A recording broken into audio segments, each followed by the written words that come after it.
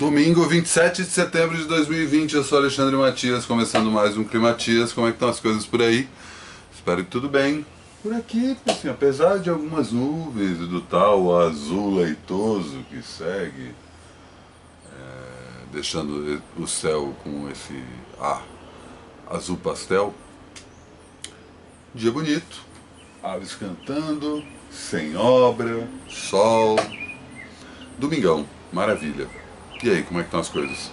Espero que esteja tudo tranquilo. Domingo é dia de disco, né? 2 discos como sempre. Isso deve mudar na próxima temporada do Climatias, que começa sábado que vem. A saber. Mas ainda sigo aqui a velha tradição de 2 discos, um gringo e um brasileiro, um clássico da música brasileira e um melhor disco do Sonic Youth nos anos 90. Já falo desses 2 discos. Muita gente vai ficar meio assim, mas vou explicar. Em relação especificamente ao Sonic Youth, em relação ao clássico, eu acho que é inconteste. Domingo também era o dia. Não, domingo era o dia exatamente que eu abria o Lovecraft Country Blues, que é o comentário que eu faço sobre a série Lovecraft Country, que acontece todo domingo à noite na HBO. Eu normalmente abro o comentário do episódio anterior um pouco antes do episódio da semana. Mas dessa vez, como não tivemos DM esse fim de semana, abri o Lovecraft Country Blues. Se você assina o meu canal, já recebeu a notificação ontem à noite mesmo. Se você não assina, aproveita, assina aí, aperta o sininho para saber quando tem uma notificação, né, de um vídeo novo. E dá um like aí, compartilha, comenta, toda essa ladainha youtuber. Antes de chamar a minha convidada e de falar dos 2 discos de hoje, um breve comentário sobre o show da Gal. Vocês viram o show da Gal ontem? O show foi foda. Já a transmissão, sei lá. E assim, o mais estranho é isso, né? Porque a transmissão foi feita para a mesma Laís Bodansky, que pra mim fez a melhor direção de show ao vivo transmitido pela internet dessa quarentena, que foi o show que ela fez com a Tulipa e com o Gustavo Ruiz. Assim, foi absurdo, impressionante. E ontem não rolou, assim. Felizmente, né, a Gal estava acima de tudo aquilo. E a Gal, né, tá sujeita a tempestades às vezes.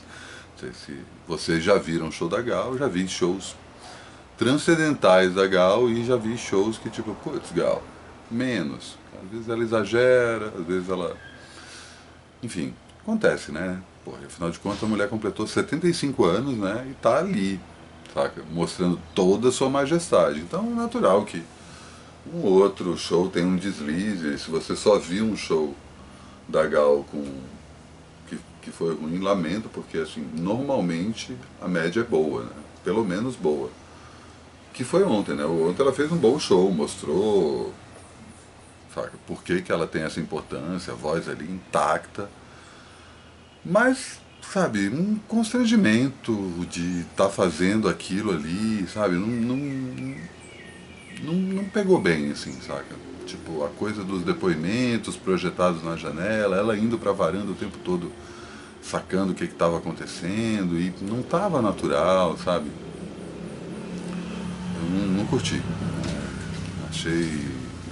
Não gostei da luz, tinha um gelo seco, nada a ver, sabe? E assim, mais impressionante é isso, né? Que foi feito pela mesma pessoa que fez a live da Tulipa e do Gustavo. Eu até imagino, né? Porque afinal de contas uma coisa é você lidar com a Tulipa, né? Outra coisa é você lidar com a Gal, né? Tem toda a questão de você estar tratando ali um nome gigantesco da música brasileira, não é pouca coisa. Por mais tranquila que a Gal tivesse, né, é a Gal, afinal de contas. Mas como eu disse, felizmente isso não comprometeu o show, né? Pedro Sá, Fábio Sá e Chicão esmerilhando. Grandes momentos, né? Putz, na hora que tocou Volta é foda, né? Volta é de rasgar o peito assim no meio. E ela volta só no piano, meu. Ali naquele momento, inclusive, a transmissão estava maravilhosa, né? Mas, né, fica esse ponto negativo aí por conta disso, né?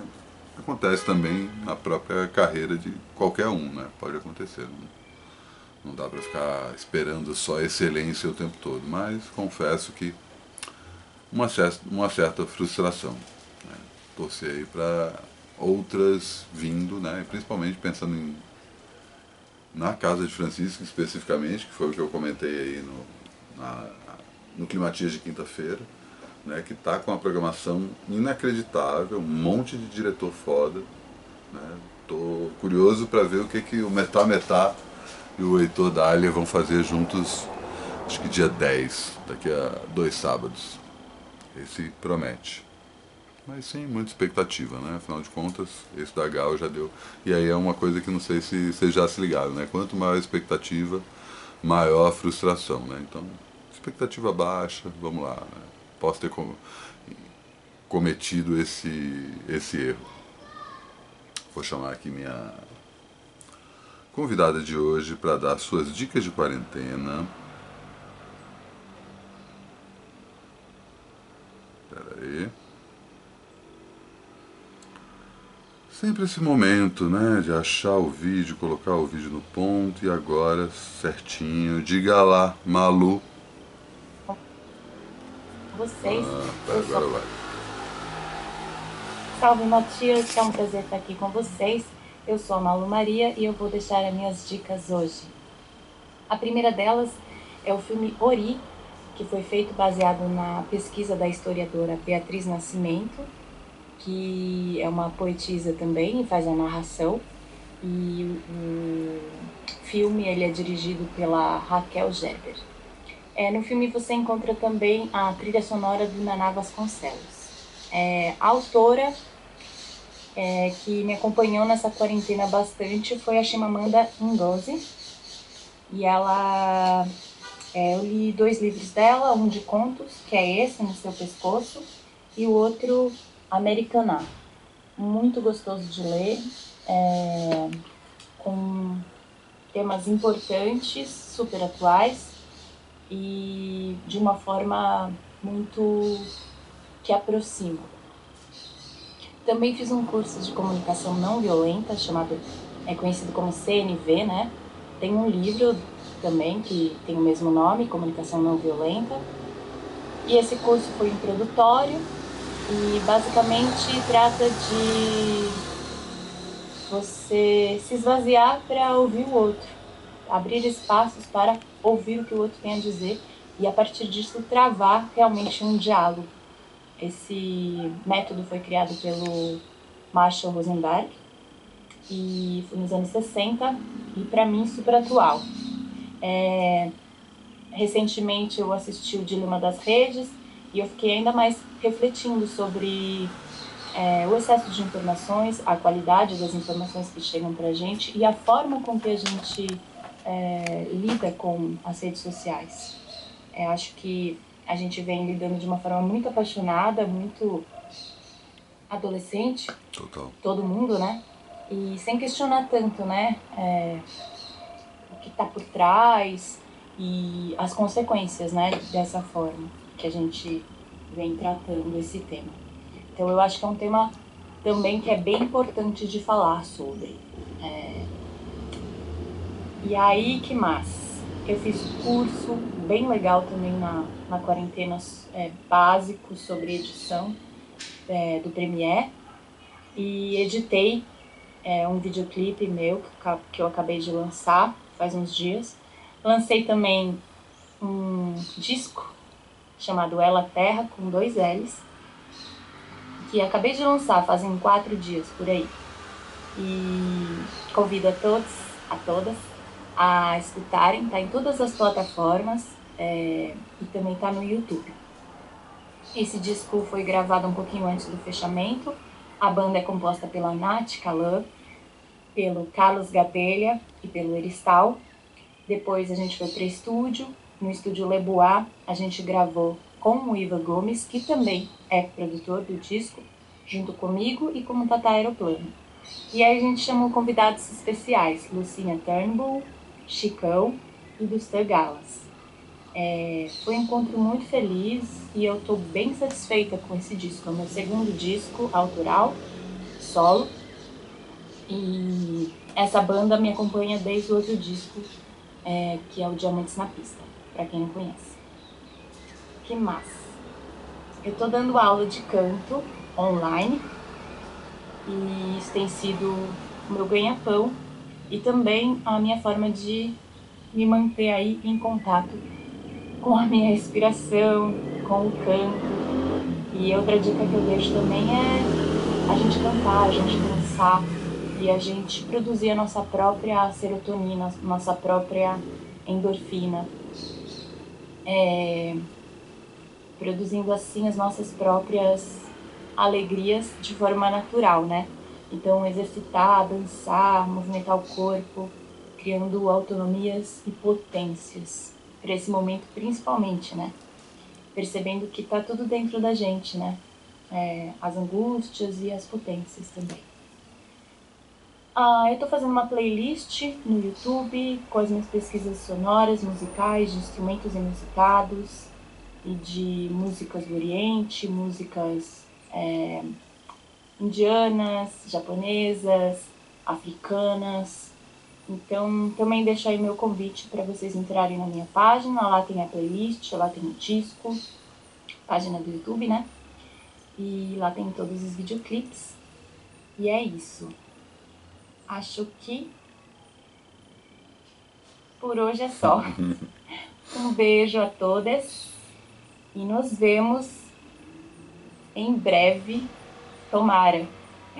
E tomara que possamos nos abraçar nesse encontro físico. Tchau! Tchau, tomara, obrigado e um beijo, Malu. Ótimas dicas, todo mundo esperando aí esse momento, né, do reencontro. Vai rolar, vai ser bonito, vai ser melancólico, mas a gente vai conseguir se reencontrar todos, né, daquele jeito que a gente gosta. Quando, né, ainda no ar. Vamos falar dos discos de hoje? Começar com os mais velhos. Não tenho vinil.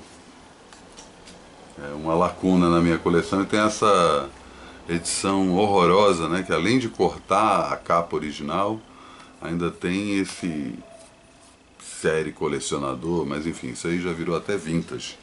Né, que foi uma série que foi lançada no começo dos anos 90.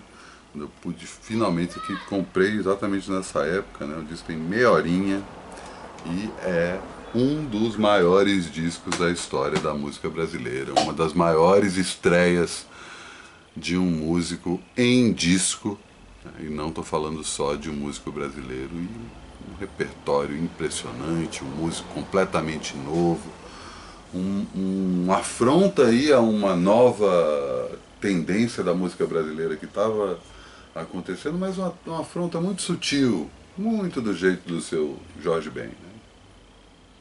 Samba Esquema Novo é um reflexo inevitável do impacto da Bossa Nova no resto do Brasil. Jorge Ben fazia parte de uma turma, ele não era da Tijuca, mas frequentava ali a turma da Tijuca, ele de Madureira, zona norte do Rio, aquela coisa completamente fora da praia, do Leblon, do Ipanema, Savieira Solto, o esquinho, aquela coisa pequeno burguês, bem característica da Bossa Nova, não chegava ali naquela região. É a região que talvez seja o berço da maior cena da história da música brasileira, né? Não tem o que falar. A Tijuca que incubou os talentos de, além do Jorge Ben, do Tim Maia, do Roberto e do Erasmo Carlos. Né? Eles frequentavam ali acho que era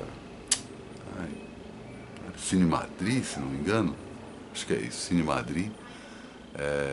Que era uma turma que, apesar de curtir samba, curtir as coisas de música brasileira, da cultura brasileira como um todo, também estava ligado nas novidades que estavam chegando da cultura pop. Estavam acompanhando o rock, os filmes, quadrinhos, e estavam querendo entender aquilo, né? O que, que é essa novidade, como é que a gente absorve isso. E ao mesmo tempo você tem aí esse movimento que acontece, vai aos poucos ali no final dos anos 50, né? Ao mesmo tempo que o rock está rasgando aí algumas fronteiras pelo Brasil e encantando corações, mas ainda sem ter um impacto como aconteceu nos Estados Unidos, né? Como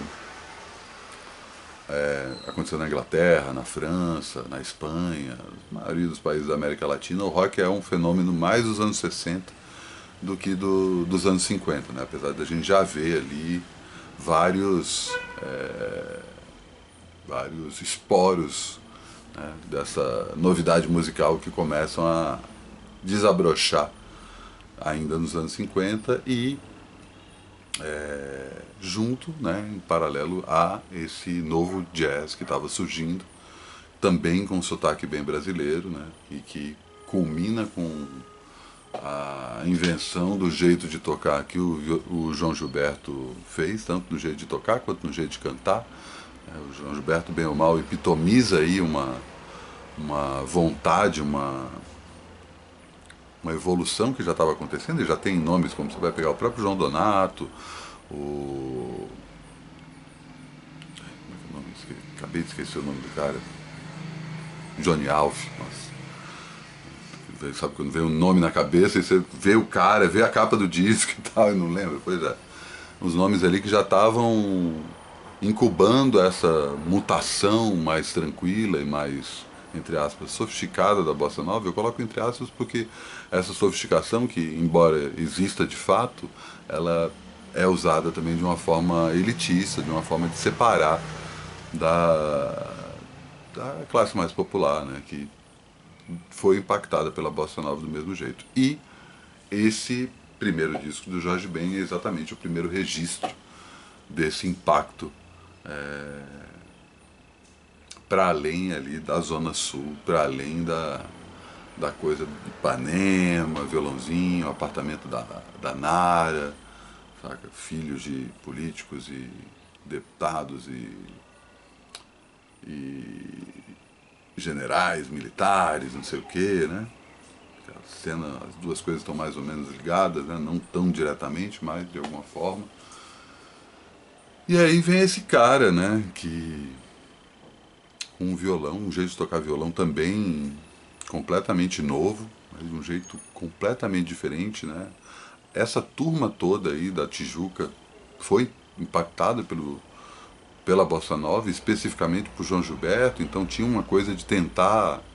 Tim Maia conta, né, que a dificuldade de conseguir tocar do jeito do João Gilberto. O próprio primeiro disco do Roberto Carlos é um disco tentando emular, né, o Louco por Você, tentando emular a sonoridade do João. É uma coisa que não dá certo, mas o Jorge Ben acerta assim na veia. Pá! Lança 2 compactos, ainda em 78 rotações, e eles desaparecem, assim, porque faz muito sucesso. Tem o jeito que ele canta, o jeito que ele aborda as músicas, né? O jeito que ele toca violão, um repertório, né? Que um repertório na verdade que é inteirinho dele, né? À exceção de Tim Dom Dom, que é a segunda música. E essa música que é composta pelo Clodô, que é o Clodoaldo Brito, e o João Melo, chama a atenção do João Melo, porque é um dos singles, um dos compactos que o João Gilberto lança antes desse primeiro disco, e o João Melo vira e fala, cara, esse cara é bom, hein, meu? Olha o que ele fez com a minha música, puta merda. É claro que eu tô interpretando aqui, não sei se ele falou com essas palavras, mas ele entra em contato com o Armando Pitigliani e fala assim, cara, contrata esse cara. Eu adoro esses encartes, né? Tava tentando pegar o encarte aqui, né? Tá, aqui atrás tem toda a coleção, né? Que eles lançaram, e aí você abre para ver a ficha técnica do disco. Mas aí também não é só culpa da reedição, né? Porque a edição normalmente não tem nada. Não dá, né? E tipo, assim, não tem escrito aqui em canto nenhum do disco, que a banda que acompanha o Jorge Ben nesse disco é o J.T. Meirelles e o Copa 5, né? Dom 1 Romão na batera, apenas. mas não tem encanto nenhum, e acredito que no vinil também não tenha essas informações. Posso estar errado.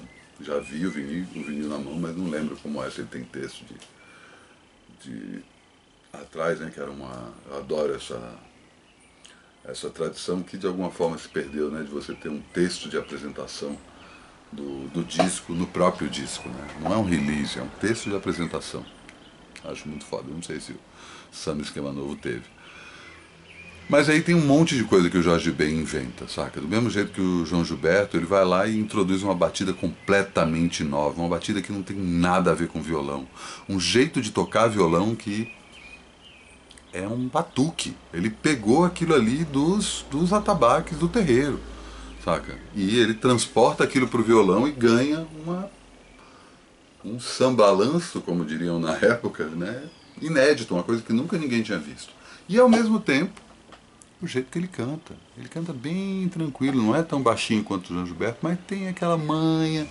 E a brincadeira que ele usa, ele fala você em vez de você, que é uma brincadeira porque ele tinha uma fã de 3 anos de idade que pedia para ele tocar, acho que era por causa de você, menina.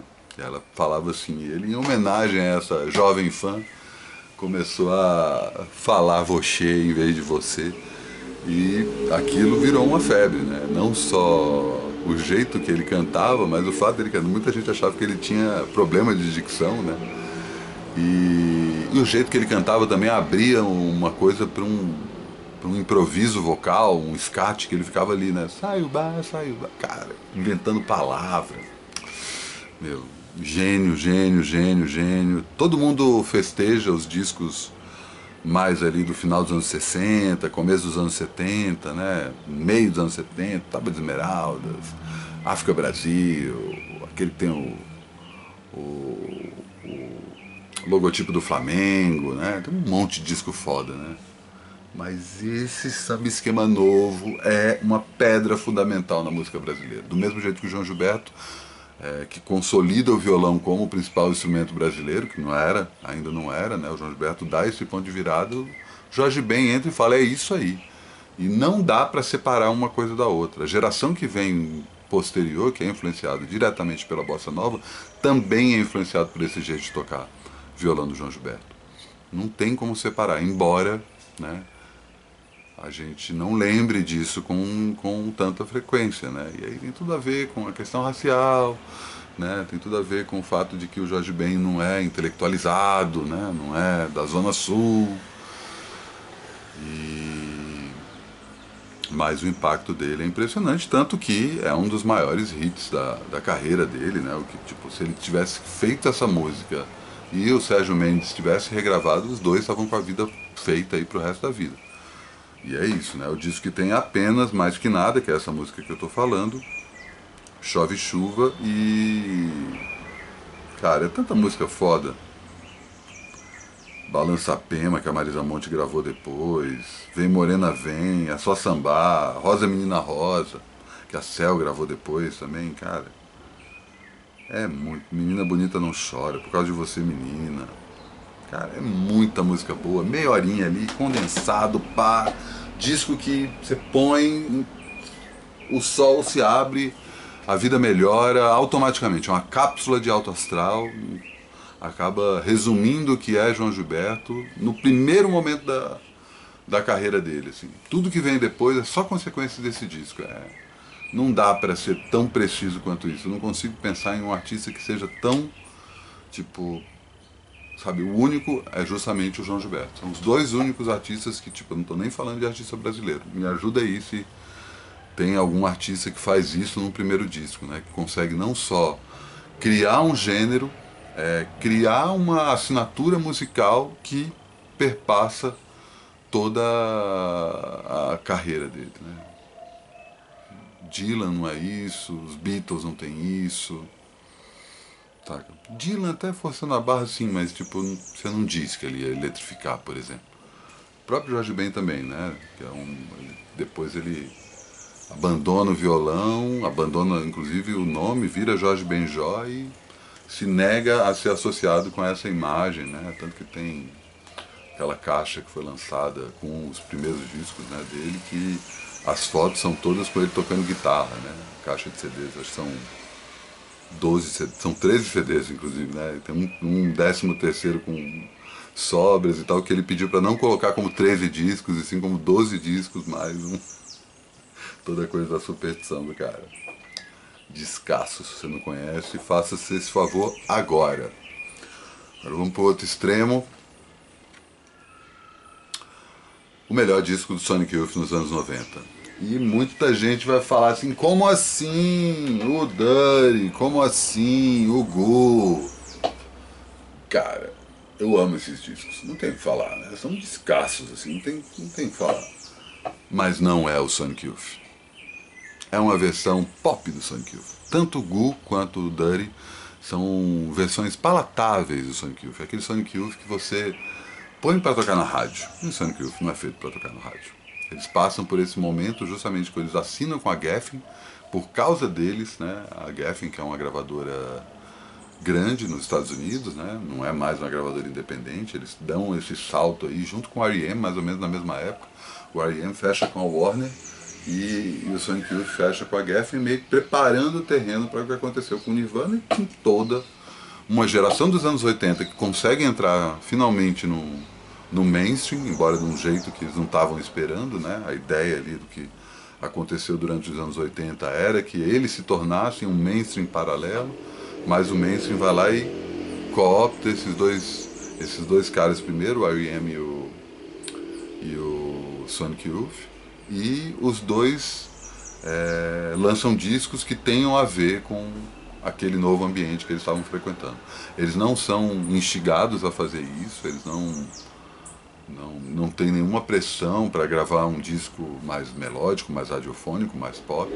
Eles que entendem aquele momento como tipo, cara, agora eu consigo atingir um público maior. E foi exatamente o que aconteceu, né? Porque o Sonic Youth é uma banda que você vai ouvir até eles assinarem com a Geffen, né? Principalmente a discografia deles na SST, gravadora clássica independente norte-americana ali dos anos 80.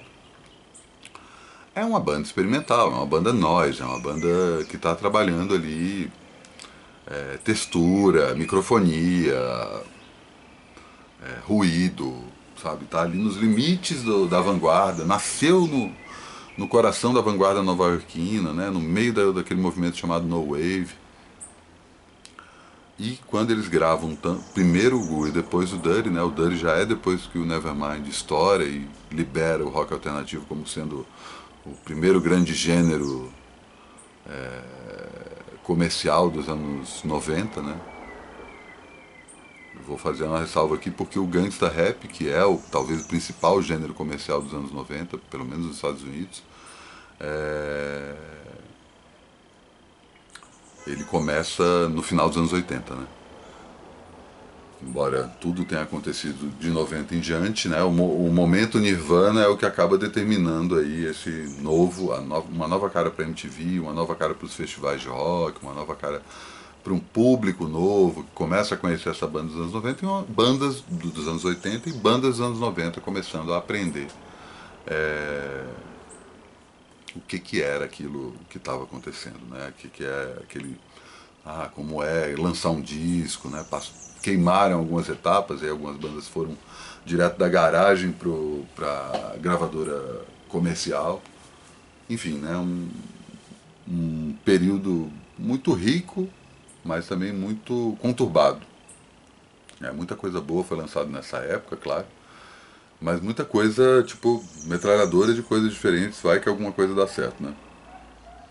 E o Sonic Youth, por mais que tenha conseguido se dar bem ali, chega uma hora que eles começam a falar, não, vamos sair dessa. Lançam em 94 Experimental, Jet Set, Trash and All Star, que já estão indo assim, peraí, a gente não é tão pop assim, mas é um disco ainda que tem a cara dos dois discos primeiros.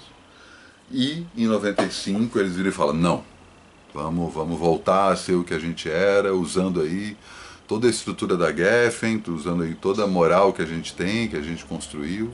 É o ano em que nasce a Coco, né, a filha do Thurston Moore e da Kim Gordon, o guitarrista e a baixista que são a cara do grupo. É o ano em que eles dão um tempo, inclusive, de fazer shows, né, um pouco antes de gravar esse disco, para voltar a fazer coisas diferentes. A Kim Gordon grava o Free Kitten junto com a galera do Pussy Galore, eu acho. O Thurston Moore lança o primeiro disco solo dele, o Lee Ranaldo lança, acho que 2 discos com músicos experimentais diferentes. E o Steve Shelley, eu não lembro o que o Steve Shelley faz nessa época, mas ele também faz outra coisa. Eles começam a experimentar, voltar às raízes, voltar a ser o Sonic Youth que eles sempre tinham sido. Sair um pouco desse mundo de MTV, disco de ouro e prêmios, embora eles tenham sido um dos principais nomes do Lollapalooza em 95. E eles lançam esse disco, é o primeiro disco em que a Kim Gordon abandona o baixo para tocar guitarra, então é um disco que tem 3 guitarras o tempo todo, e é um disco que eles quase mudam o nome da banda, assim, chega num momento que eles cogitam, inclusive, trocar o nome da banda para Washing Machine, que é o nome desse disco, né? Eles fazem essa camiseta, né, como já uma ameaça, assim, ó, talvez a gente mude de nome, estavam cogitando isso, e a Kim Gordon tira essa foto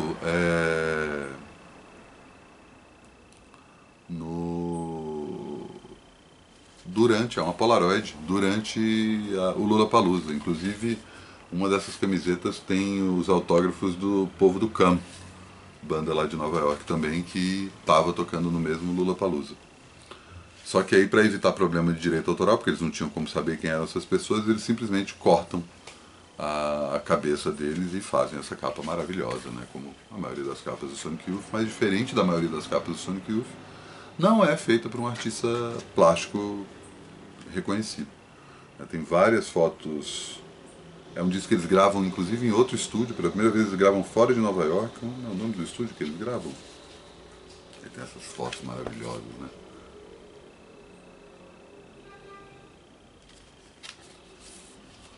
Nossos ídolos. Thurston. Steve Shelley. Kim Gordon. Lee Ranaldo. Só gente foda. Que pessoas maravilhosas. Eles gravam esse disco onde? Deixa eu ver aqui certinho, tem o nome do estúdio, que é o mesmo estúdio que o Pavement e o Guided by Voice tinham gravado também. Eastleigh Studio, em Memphis. Então eles saem de Nova York, tem uma outra... Nossa, que era o próprio... O CD tinha isso, né? Uma fita crepe, ou fita silver tape, sei lá.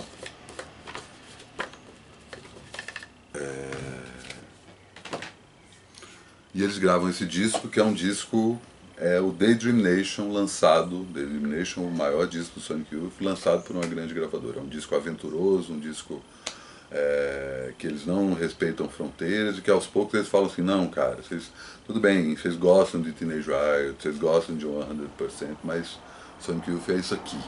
Não é música para andar de skate. Dá para andar de skate, mas ouve aqui, presta atenção. Só dá uma sacada, aumenta o volume. E aí é uma sequência de músicas gigantes. Começa com Because, né? Tem No Queen Blues, que é a Kim Deal e a Kim... Little Trouble Girl, que é a Kim Deal e a Kim Gordon, fazendo uma coisa meio do WAP. Washing Machine, cara, é muita música fora. Penny Live, pá, pá, pá, pá. Cara, eu nem consigo começar. Junkie's Promise, o Thurston Moore, violento, e tem a minha música favorita do Lee Ranaldo, Skip Tracer, que é impressionante, pura poesia beat, em camadas de microfonia, e claro, Diamond Sea, uma música que tem 20 minutos, que tem uma versão até com 25 minutos, uma música que ao vivo às vezes o Sonic Youth ia embora, que ocupa um lado inteiro do disco. O disco inclusive não foi lançado em vinil originalmente, né? Isso aqui é uma reedição. E pra mim, Diamond Sea talvez seja a música que melhor conceitua o que é o Sonic Youth, né? Também consolida esse álbum como sendo o melhor disco do Sonic Youth nos anos 90. Prestem atenção, ouçam com carinho. Aqui são camadas e camadas de texturas e microfonia e melodia e poesia, cara, é muito foda. E esse disco fez 25 anos ontem. Lembro quando saiu, lembro que eu resenhei antes do Trabalho Sujo, porque não existia Trabalho Sujo então, já escrevia no Diário Pirata. E eu lembro que fiquei meio chocado quando o disco saiu, justamente por isso. Peraí, não é aquele Sonic Youth pop, não é? E ao mesmo tempo já conhecia o Sonic Youth ali do Evol, do Sister, do David Nation. Falei, peraí, tem uma conexão aqui. Aí é realmente isso, assim, pra mim é o meu disco favorito. Depois vem outro disco, A Thousand Leaves também, que é, continua essa progressão, né? E aos poucos eles conseguem se estabelecer nesse lugar que eles continuaram até a banda acabar em 2012, se não me engano. O último show foi inclusive no Brasil. Falando em último show, até uma última dica aqui. Esse fim de semana os Beast Boys colocaram o último show deles para assistir no YouTube. Coloquei lá no Trabalho Sujo. Dá uma sacada também, que é um showzaço. É um bando de Nova York, um bando de Nova York. Tá aí mais uma dica, ficou aí de lambuja essa. Mas já tá no Trabalho Sujo desde ontem, né? Se você acessa o site todo dia, né? Você já sabia disso e já teria visto o show. Certo? Encerrando então mais um Climatias. Olha, foi longe hoje, não é bem, né? 2 descassos, né? O que eu podia fazer? E amanhã tudo de novo, não é agora que eu falo isso, calma, cara. Tem que lembrar que amanhã é dia de cinema. Dia de cinema e eu vou abrir o Cine Ensaio com o André Graciotti. Amanhã eu falo mais certinho. E se você colabora com o meu trabalho, você já deve ter recebido aí a newsletter com o link para ver esse ensaio, o Bom Saber, aquela coisa toda. Quer ganhar essa newsletter e ajudar com o meu trabalho aqui? Manda um alô lá no Trabalho Sujo por e-mail, @gmail.com. E amanhã tudo de novo.